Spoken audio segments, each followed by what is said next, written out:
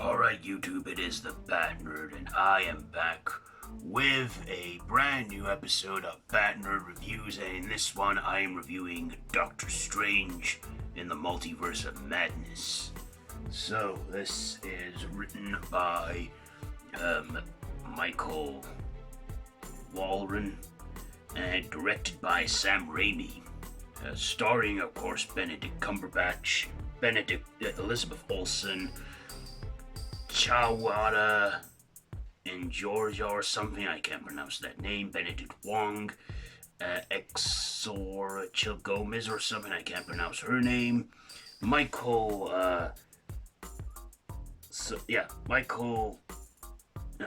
Stuhlberg or something, and Rachel McAdams. So this is the sequel to 2016's Doctor Strange, and is the what installment is it in the MCU.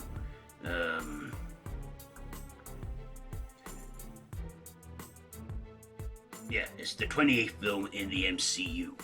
So as you can guess, we got it's official that Marvel have finished the Infinity Saga, and now they're on to the Multiverse.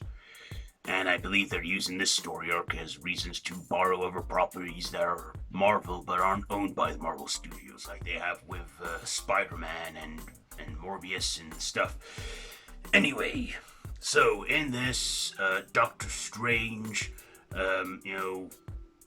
is having dreams of other universes, and he has to get this ancient book, which can unlock all kinds of stuff. And he then meets this young woman that goes by the name of America Chavez.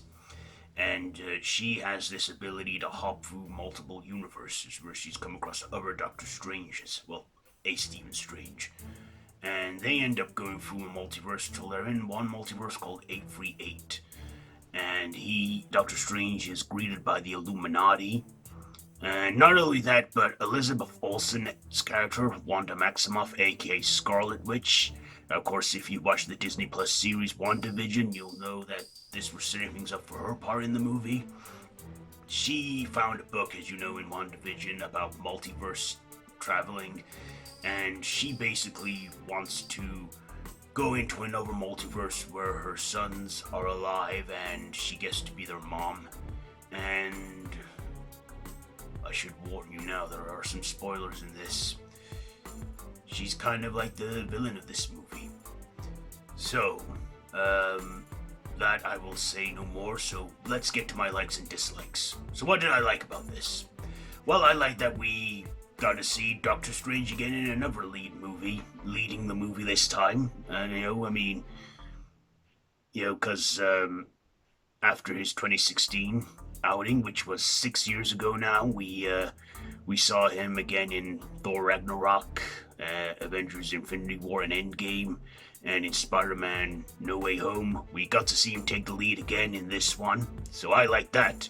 I thought Benedict Cumberbatch is great as Doctor Strange. He was fun, he was mystical and wizardy. I also like Wong as well. He, I feel, was more fleshed out. We got to see him too appear in multiple other MCU movies like Endgame, Shang-Chi, and Spider-Man No Way Home. So I liked him too. I also liked Elizabeth Olsen and how we got to see the true darker side of the Scarlet Witch, how she'd become corrupted with her magic and her abilities and powers.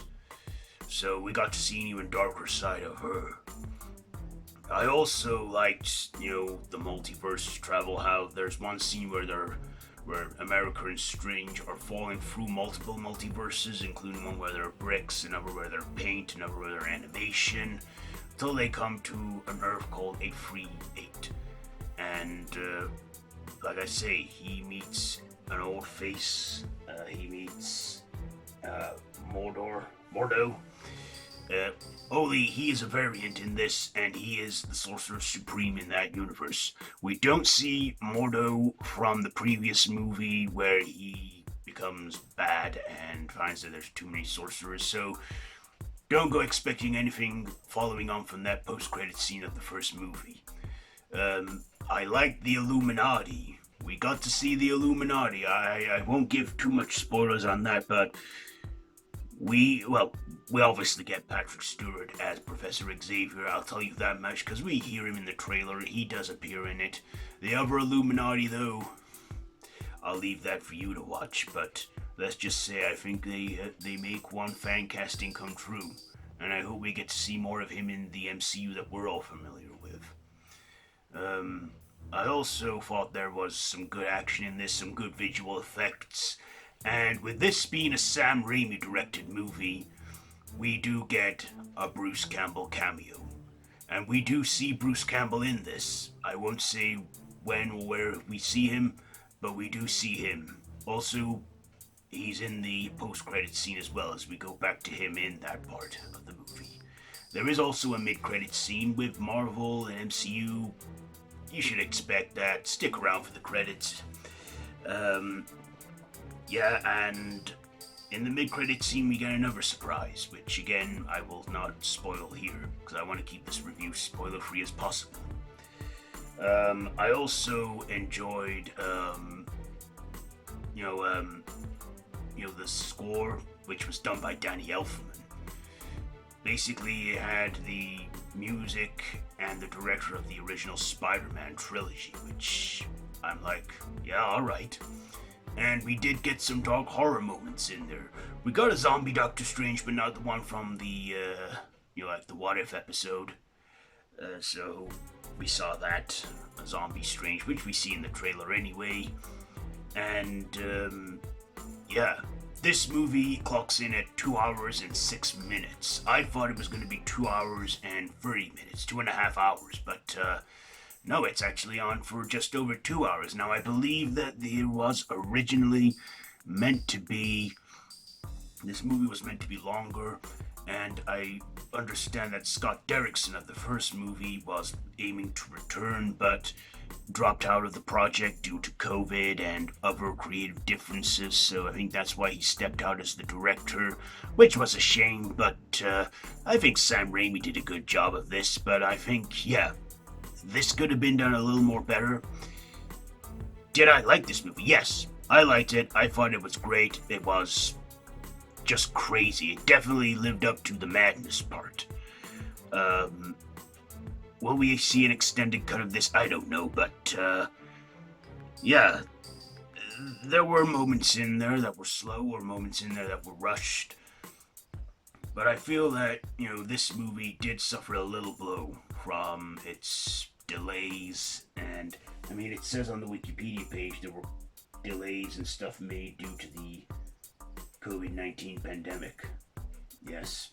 It said that Scott Derrickson planned to return for the sequel, but he was signed to return, but he left.